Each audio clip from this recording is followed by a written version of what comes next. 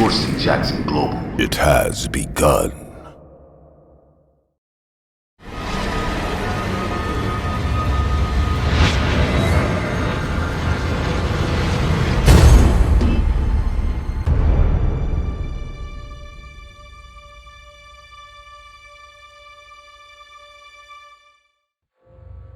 To anyone listening to this, every word of the experience you're about to hear is true.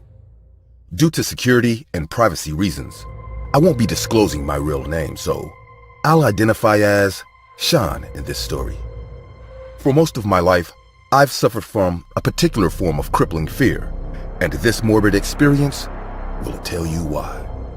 The word masculophobia is not used very often when diagnosing the cause of fear in adults. For those of you who don't know what this means, masculophobia is the irrational fear of people in costume clothing, like masks or mascots. Now, this phobia is normally seen in toddlers and young children, as their minds are too small to understand the concepts of mascots. Naturally, with age, almost every child grows out of the phobia as their minds develop. That's why this phobia is rarely seen in adults, as our brains and bodies are fully developed to understand what mascots are. Now, after explaining all of this, what I'm about to tell you will seem very strange because at 62 years of age, I still suffer terribly from this fear. To make things a bit clearer, I have a pretty peculiar form of masculophobia, as I'm not actually scared of every single person in a costume or mascot. No.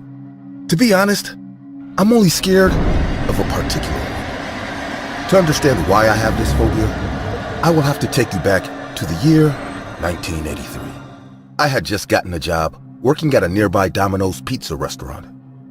Now, in the late 1990s, numerous chain restaurants were popping up everywhere, and in order to stand out and gain popularity for their products, numerous advertising methods were used. Out of all these methods, the most popular and effective ones were the creation of mascots. Nowadays, these iconic mascots have become synonyms with these restaurants, as I'm sure everyone knows these names. Ronald McDonald became the face of the McDonald's restaurant in the year 1963. Wendy Thomas became the face of the Wendy's restaurant in the year 1967. And Chuck E. Cheese became the face of the Chuck E. Cheese restaurant in the year 1977. The trend of mascots just went up from there, as every massive restaurant chain in the fast food industry really wanted to boost the popularity of their products. Now, in the year 1986, Domino's Pizza, which was already a massive fast food chain at the time, wanted to hop on the mascot trend. Those of you who were born in the late 1990s or early 2000s may not remember this, as in recent times, the Domino's Pizza restaurant has no notable mascot. But believe it or not, we used to have one, and it was called the Noid. The Noid was created in the year 1986 for Domino's by Will Vinton's Studios. The character looked like what seemed to be a humanoid rabbit, dressed in a red onesie and had a black N on its chest. I had already spent 3 years working for Domino's in a Chamblee, Georgia branch before the character was introduced. I recall seeing the character everywhere as it became pretty popular. Numerous advertisements were made for the character, and the catchphrase, "Avoid the Noid," was coined. This was because, at the time, Domino's promised a 30-minute delivery guarantee, and in the televised ads, the character was known for trying to interfere with or delay the pizza delivery. Throughout the next 3 years, the character gained more popularity as toys, merchandise, and video games were created. As a Domino's employee, I remember being constantly surrounded by this new character called the Noid, and it didn't take long before I eventually grew fond of it, as I bought and collected any toys or video games that I could get my hands on. The affinity I had for this character just grew from there, as I was always waiting for new Noid-related items to drop.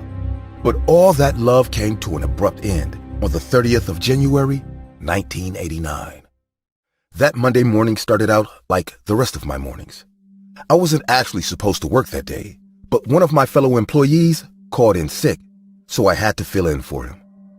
I got there by 9 a.m., and I was greeted by my coworker. I will not be able to give out her real name, so she will be identified as Katie in this story. After exchanging pleasantries, we immediately got to work, and it wasn't until 11 a.m. that our morning took a drastic turn. A strange man had just walked into the restaurant, and I remember opening my mouth to greet him before I saw him point a gun at my face. I had seen scenes like this in the movies numerous times, but nothing could have prepared me for that moment. No words can explain how I felt when I found myself staring down the gun's barrel. The armed man then slowly looked at me and Katie as he said, "If you don't want to know what the inside of your heads look like, I suggest you walk towards me with your hands where I can see them. You're both going to be my hostages." Me and Katie didn't say a word as we did exactly what he asked us to do. Our attacker then grabbed us as he said, "Don't look at me like that. You're all his accomplices. Him and everyone here. You've all ruined my life." Katie, who was far braver than me, managed to stutter the words, "Please, sir, you've got the wrong people. We don't know who you're talking about." Enraged, the man then screamed, "Don't lie to me! You all know Tom Monahan! Shut your lying mouth!" The name Tom Monahan did ring a bell, as he was the creator and owner of the Domino's pizza restaurant. But we had never actually met him in real life. Katie then started to say something about us never meeting him when the strange man cut her off screaming, "He stole my name without my permission and used it to create a useless mascot." I remember being so confused as I had no idea what he was talking about. But as I traced his eyes, I realized that he was looking at the Noid figurines that I brought in that morning with a lot of hate in his eyes. I then watched as he threw them off the table and smashed them into bits. When he was done, he had a pained look on his face as he said, "My life has been a living hell ever since those commercials came out. He's been telling people to avoid the Noid, to avoid me, and no one has done anything about it." The man then noticed the Noid-themed wristband that I had on as he said, "So you're one of them? You're one of the numerous bullies who support this character? Well, guess what, you bastard? You're gonna die for liking the character that took everything away from me." And with that, he punched me in the mouth. I hadn't been in many fights throughout my life, so I didn't know how to take the punch. The impact of the blow made me fall headfirst into a pile of the now broken Noid figurines, and I can never forget how I felt that day as I saw the blood from my busted lip drip onto the broken head of a Noid figurine. I remember asking myself, what had I done to deserve this? Up to that point in my life, I always thought that I would die of old age, but never in a million years did I think I would be killed for something as trivial as supporting or liking a mascot.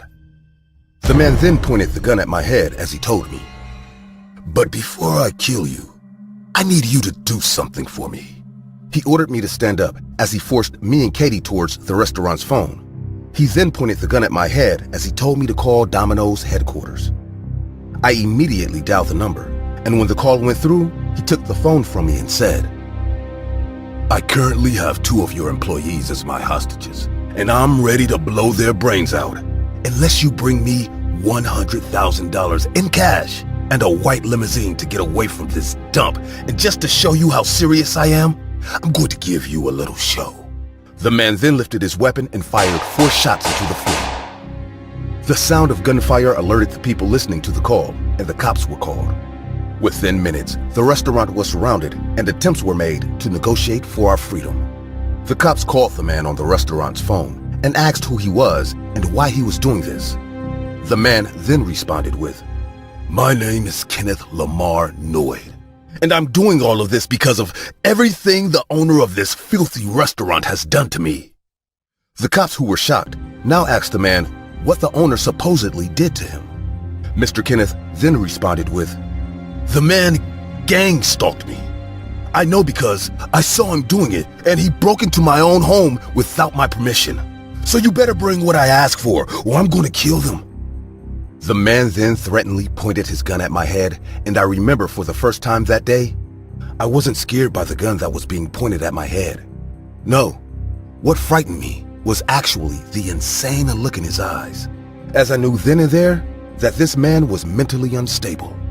My assumptions about his mental state were further proved, as when he was asked what he wanted to be given in exchange for our freedom, The man said, "I'm willing to give you one of my hostages, the woman called Katie, if you can provide me with a book called The Widow's Son." The officers, who were clearly shocked at his request, said nothing as they agreed to get the book. After a while, the book was retrieved, and when he was asked to release Katie, the man said, "I don't want the book anymore, so the deal's off." Confused by his erratic behavior, the cops tried to reason with the man, but nothing worked. Over 4 hours had passed now, and things had remained the same. I remember how heightened my anxiety levels were as I struggled not to pass out. As I watched things play out, my fear began to rise higher as I knew being held hostage by an insane person was far worse than a normal hostage situation. I could tell Katie was scared, but she was much more composed as she knew we couldn't both break down. It had been 6 hours now, and we still hadn't gotten anywhere. That's when Mr. Kendrick looked at us and said, "Now it's been a while, and I need you both to be good hostages. So go and make me 2 special pizzas." At first, I was shocked at how calmly he made that request. It was as if he had forgotten the fact that he was still pointing a gun at our heads. We didn't argue as we did exactly what he asked for. Looking back on it now, I'm pretty sure that I made the best pizza ever as I knew my life depended on it. When we were done, we handed him the pizzas, and I watched as he set his gun on his lap before starting to eat. We could tell he was pretty hungry as he solely focused on those pizzas, and for a split second, a crazy idea ran through my mind. I looked at Katie, and I could tell that she was thinking the same thing, so with no hesitation, we ran. As I bolted for the door, I remember making my peace with God as I thought he was going to shoot me in the back. But it took Mr. Kenneth a while to get himself together by picking up his gun, and before he could do that, we were already out of the door. We ran into the arms of the cops, who immediately took us somewhere safe. It took a couple of minutes, but now that he didn't have any hostages, Mr. Kenneth had no choice but to give up. The morbid incident shook everyone in the city, and investigations were carried into Mr. Kenneth's life. It was then revealed that Mr. Kenneth Lamar Noyd, who shared the same name as our mascot, the Noyd, had been a target of light mockery and bullying ever since the character gained popularity. And while everyone knew it was just a silly coincidence, Mr. Kenneth believed he was being specifically targeted by the owner of Domino's, Mr. Tom Monahan, as he made up scenarios claiming that they were both spying on his house and keeping him under surveillance. He also claimed the catchphrase, "Avoid the Noyd," was specifically created to make his life even worse. His family said that he would be enraged anytime the Noyd advertisements were shown on TV, and as the character grew more and more popular, he eventually couldn't take it anymore, so he decided to get his revenge on the Domino's pizza restaurant. Mr. Noyd was given numerous charges during his trial, namely kidnapping, possession of a firearm, and extortion. After the trial, Mr. Noyd was deemed insane, and he was sent to a mental institution for rehabilitation. It was there that he later killed himself on the 23rd of February, 1995. I quit my job after that, and I had to undergo extensive therapy to help with the PTSD. Night after night, I found myself having nightmares about that day, and it didn't take long before the Noyd character started appearing in those nightmares, as I would have dreams of a bloody red rabbit coming to shoot me in my sleep. It was then that I was told I had masculophobia. The psychologist told me the Noyd character was a triggering element and that I should stay away from anything that would remind me of that day. Due to the bad press from the incident, Domino's pulled back all the advertisements for the Noyd, and within the next decade, the Noyd became Domino's forgotten mascot. It's been over 33 years since this all happened. I thought I had gotten over the incident, but when I saw Domino's had revived the character in the year 2021, I had a terrible panic attack. It took me a while, but I've finally come to terms with the truth, as I know there's nothing I can do to overcome this fear, and it's going to be with me for the rest of my life. On the bright side, I do find it ironic sometimes, as I know the only thing I can do now is to spend the rest of my days avoiding the Noyd.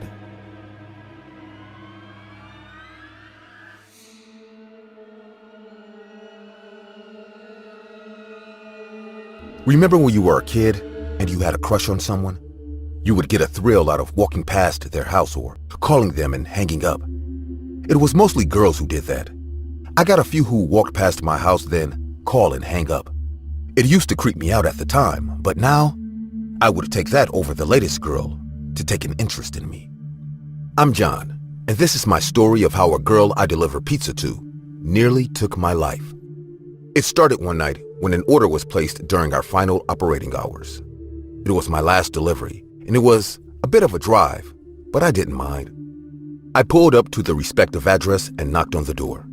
The person that answered it was an obese woman. She smelled as though she hadn't showered in years. Her hair was matted, and her teeth looked like they were coated in butter. I gave her my most customer-friendly smile and handed her pizza to her. "Hi, ma'am. Here's your stuffed crust meat lover's pizza with extra cheese and bacon. That'll be $18.36. She took the pizza and made sure her hand touched mine. She let out a little girlish giggle. "You can call me Cindy." I nodded. "Sure thing, Cindy. You can come in while I get my wallet." "No, thank you. It's best for our safety if I wait right out here." There had been some recent cases of pizza delivery guys going missing, so I wasn't taking any chances. She frowned. "Oh, come on. I don't bite. I'm waiting here." She pouted and slammed the door shut. For a minute, I thought she was going to take the pizza and not pay. It had me wondering if I made a mistake not going inside or not. I stood there for a few tense minutes, waiting it out. About 5 minutes later, she finally opened the door. She gave me a 20, and she flashed her cleavage at me, a 5 wedged in it. "Some of your tip is in that 20, but if you want the rest, you're gonna have to come get it." She let out another girlish giggle. I rolled my eyes. "I'll just take this. Have a good night. What's your name?" This is where I made the biggest mistake. "John. I'll be seeing you again." I waved her off and headed to my car. I drove back to the pizza place, sorted out my tips for the day, and went home. The next night around the same time, we had gotten a call for an extra-large stuffed crust with extra cheese and bacon pizza. Henry, my manager, hollered for me. "John, you're taking this one. Customer's request." In this industry, people didn't usually ask for a specific driver to deliver their food. Most people ordering pizza just want their food, no matter how it gets there, as long as it's fresh and hot. "Is this your fancy way of just giving it to me?" I joked. Henry arched a brow at me. "No, the customer really asked for you." "I don't want to take it. She was weird." "Time is money, John. She's given me no reason to lose her business. She paid online, so all you have to do is collect your tip." She held a 5 between her boobs and told me to come get it. "Did you?" "No." "Just drive the pizza to her, and maybe next time we'll work out a tip over the phone." I hoped that there wouldn't be a next time, but something in my gut suggested that there would indeed be a next time. Then another. Then another. This customer was going to cost me more tips than it's worth. I drove out there, and it was the same ordeal. Wanted me to come in so she could get her wallet. I refused, and again handed me a 20. Except this time, 2 5s were wedged in her cleavage. "John, these are yours, if you just grab them." I ignored her and went to my car. Every day for weeks, I had to deliver a pizza to this woman. I realized that this wasn't ever going to end, so on my days off, I went looking for another job. I managed to get a job as a driver for another pizza place that paid more. The pizza was gourmet and high-end, so they were more expensive. Cindy had a $100 bill wedged in her cleavage, and when I really looked at it, I could see crumbs and bits of sauce that had to be from the time I started delivering to her. The bill had some yellow residue on it as though she used it as floss. I have never rejected $100 in my life, but that night, I would. Little did I know, she would force me to have it, one way or another. Cindy grabbed my face and shoved it between her breasts. She told me to lick off all the crumbs and sauce. I refused, and she knocked me out. I wasn't sure how much time passed when I finally woke up. I had tape over my mouth, and my hands and feet were hog-tied together. It was dark, cold, and it smelled like death. Suddenly, I heard the creaking of a rusty door opening and heavy footsteps making their way down. Great. I was in a damn basement. A light switched on, and all around me, I saw at least 3 men tied up with chains. I recognized their faces on the missing posters put up all over town. They looked as though they had been down there for months, as that's how long they had been missing. Johnny, I heard Cindy call out in a sing-song voice. She came down and smiled, seeing I was awake. She clapped her hands and jumped up and down. Every ounce of fat jiggled, and the stench between each roll permeated. It was so intense, I gagged. Cindy came and ripped the tape off my mouth. Johnny, I just want you to fulfill a fantasy of mine. I just want to have sex with one pizza delivery boy. Please. Crazy bitch! Let me go! She slapped me and grabbed my head, forcing me to look at the other guys. See them? They refuse to fulfill my fantasy. I won't release them until they do. Do you want to be down here, like them? I looked at them. They looked so dirty and malnourished. And unless I gave this rotting cow her fantasy, I would be just like them. I looked up at Cindy. Okay, if that's all you want. She smiled and brushed my cheek. Call me baby. Yes, baby. Let's go make all your wildest dreams come true. With luck, she believed me and cut the zip ties that bound me. She looked at the other guys. See this? It's that easy to go home. We went all the way upstairs to her bedroom that was infested with roaches and a mattress covered in cat piss. She grabbed my face and kissed me roughly. Her breath was like someone took a shit in an ashtray. Baby, I am really thirsty. Can I get a glass of water so that I can perform my best? Anything for you, Johnny. She went to leave the room and turned around. Come with me, of course. With quick thinking, as we got to the stairs, I used what was left of my strength and shoved her down the stairs as hard as I could. Her body tumbled, and on the way down, her neck snapped, killing her instantly. I puked my guts out and ran down to my car, where I had stupidly left my phone, and called the cops. The other guys were rescued. I wasn't criminally charged, as my shoving her down the stairs was self-defense. It turned out that Cindy was a woman who had killed her husband that was a pizza delivery driver. She wanted to feel that connection to him again. I still deliver pizzas, but I now go through no-contact delivery.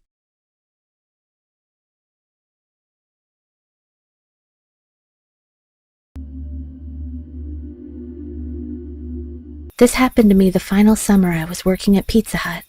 I picked up some shifts to earn a little extra money here and there.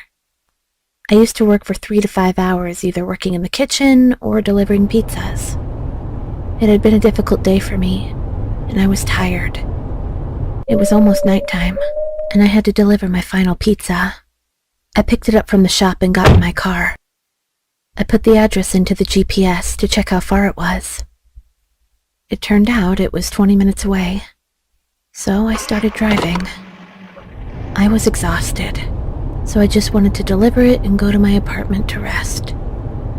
As I got closer and closer to the location, the area was getting less and less crowded. This person didn't live in a crowded neighborhood. That's what I thought to myself. When I got there, the house seemed to be old. It was the quietest neighborhood I had ever seen in this area. Anyways, I took the pizza out of the car and went towards the main door. I rang the doorbell, and an old man came to open the door. As soon as he had opened the door, he told me to put the pizza on the table and that my money was there. After saying this, he left. I was a little confused, but I entered the house. The hallway was dark and quiet.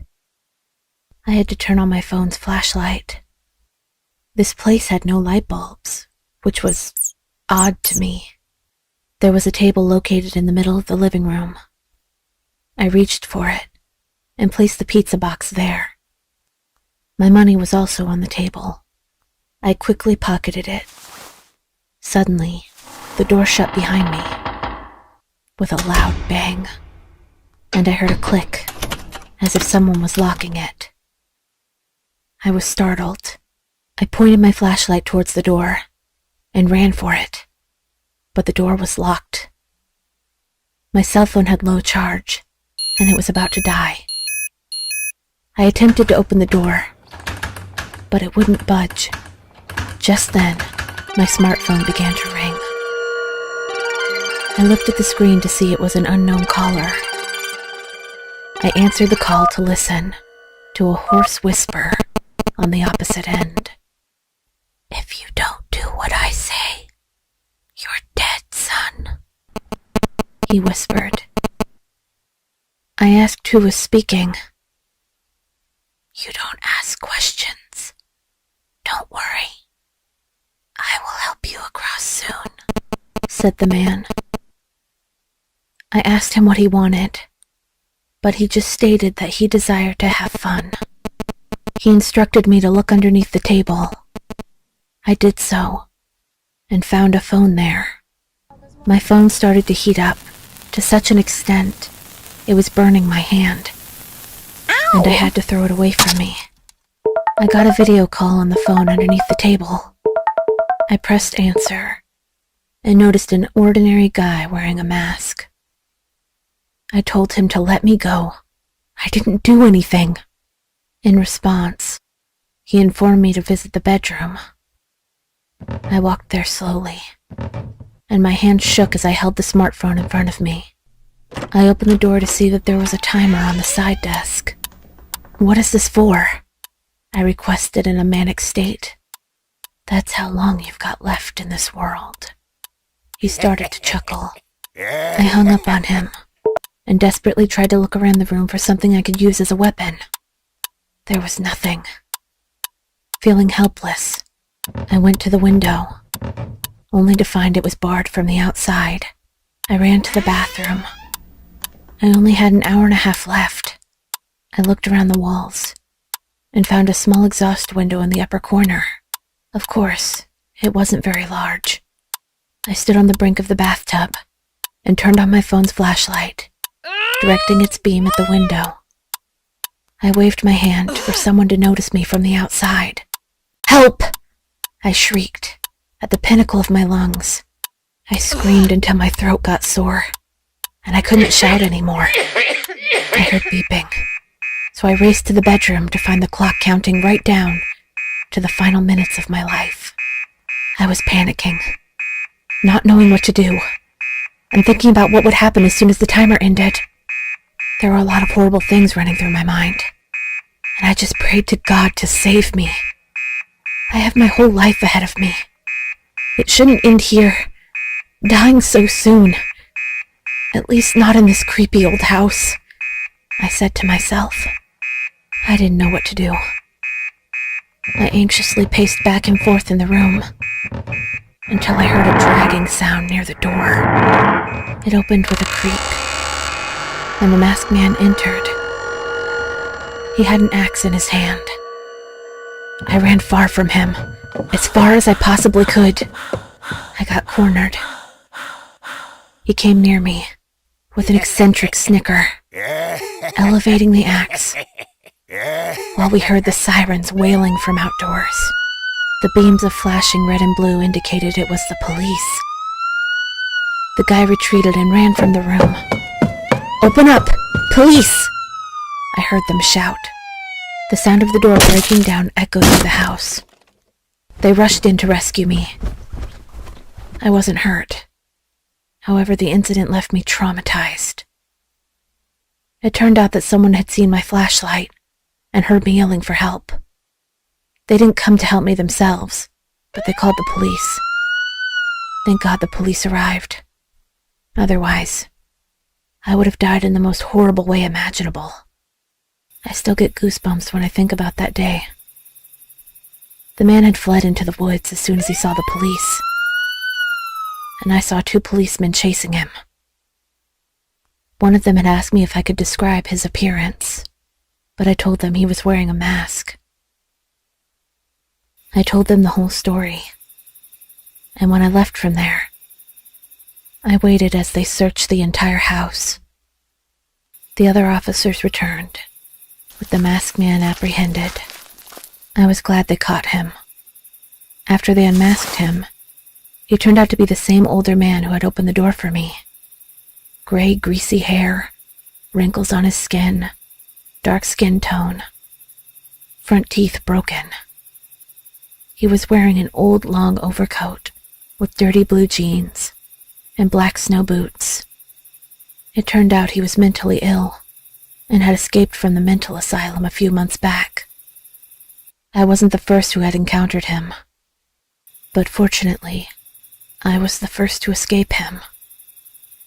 According to him, the only reason he did this was because he liked the look of fear on the faces of people he used to kill. I quit my job the next day, and I never worked delivery again. Narrated by Dorsey Jackson of Dorsey Jackson Global at Compound City. Be sure to like and subscribe.